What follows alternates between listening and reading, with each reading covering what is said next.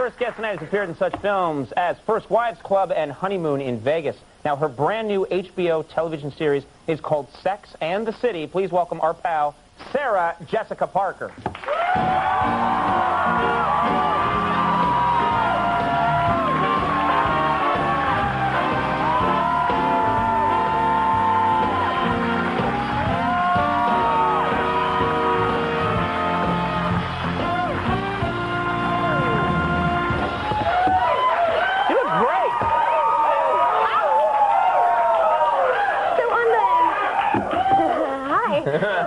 Hi, wolves.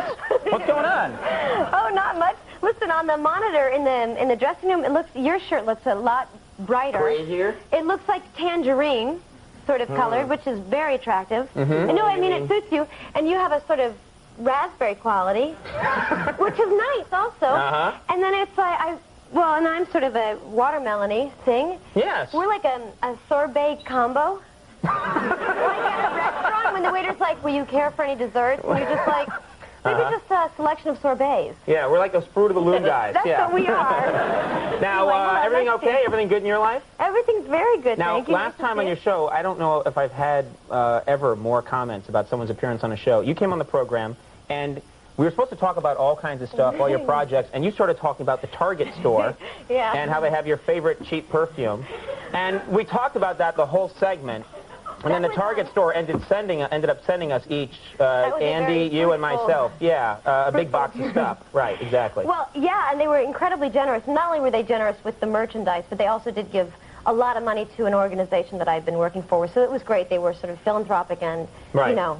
Because you mentioned their names 600 times on the show. But not with the intention of getting anything. However, I have to say that the Target in Edison, New Jersey, which had been my source for... You're trying to get more stuff now? My supply just ran low. Yeah. But listen, the Target in Edison, New Jersey, that had sent me... See, my perfume, I can only find my perfume at cheap drugstores. It's a perfume that is marketed toward a more adolescent clientele. And it's just basically Kool-Aid, right? Wear it or drink it. They stopped selling it at Target. So now I've had to actually go to the manufacturer to get my Bonnie Bell skin musk, not to be confused with the lip smackers. So I'm not. Wait, you're driving to?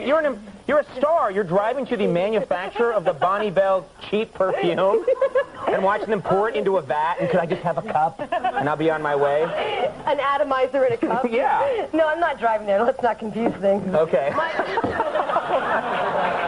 You go there on your bat cycle. My girl Friday calls. Oh, good. All right. Now, I don't know how to say this. You're thrifty. Is that fair to say? You're careful with your money. I'm careful with cash. Yeah. I'm frugal. I'm thrifty, but... You're cheap. I'm cheap. Okay. But, you know, here's the thing.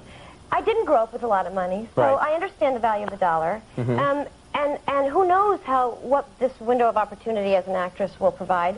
It could be all over tomorrow, so I try to, I try to keep track of the clams. Wait, so what kinds of things are you doing to keep track of stuff? I mean, how frugal are you? When you're on a movie set, are you taking stuff? Yeah, so what? You are? You take stuff? Wait, I have a little thing I do. Well, when I was little, like, I got paid for a job when I was very young. I was 8 years old, and I did a little movie, and I got paid $5 afterwards for dinner. They gave me $5 to get a meal afterwards before I would go to ballet class. What kind of cheap company is this? They hired a child actress and gave her $5 with NBC? What a crappy organization. No, listen. Here's the thing. I was doing a little, like, a after-school special for children. Right. And in the evening when they would drop me off to go to my ballet class, they would give me $5 cash to get a meal, But I was a wee little thing. I mean, how much can I eat? So I figured out, I strategized, and I thought about it. At the time, McDonald's hamburgers, just a plain hamburger with absolutely nothing on it, was 10 cents. And I only ate one, so I would get a hamburger, small fries, and small Coke. And that only added up to about, I think, 50 cents. And there was a Baskin-Robbins up the street that ice cream at the time, okay, I'm sort of dating myself, was $0.25. What was this, the late 1920s? President Hoover selling ice cream down the street. Here's a nickel. I was still up $4. So I would, that's taking things a little far. Why'd you eat the whole hamburger? Why not leave the rind and put it in your shoe for later? Well, have that later on. Then you're in the middle of a movie scene and... What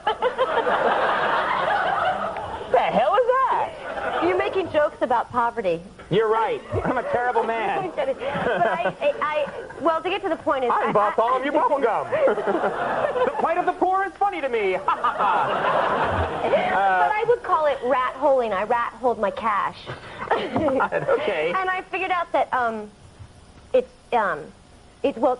to rat hole. It's a verb. It's to rat hole money. And as an adult... I don't like that phrase. That's a bad It's phrase. obvious you felt fine about it since you gave it such a pleasant name. Yeah, right. But then as an adult, when you work on movies, you know, Right. they have the craft service table. You all familiar with this? That's where they put out the donuts and Yeah, everything they're and all the free. crackers. Yeah. It's free. That's Yeah. the main thing. Right. Anyway, they have individually wrapped things, and sometimes it's late at night, and you've just wrapped, and it's 3 in the morning, you're just a little hungry, and maybe you haven't had time to go to the market, so you take one of the individually wrapped cheese and crackers. You've got a big problem. Raffle food. So you're going to be the only actress who's on her way into the Oscars or something, and your purse spills open. And there's all this stuff from the TWA, you know, lounge. Hats and butter. Yeah, right. You've got 60 creamer cups in there. Leave me alone, all of you. We got to take a commercial or we're in serious trouble because we got to talk some more. And we're going to frisk you during the break. That's our ashtray. I took the sink from my dresser. Okay, more with Sarah Jessica Parker in just a second. We'll help her with this.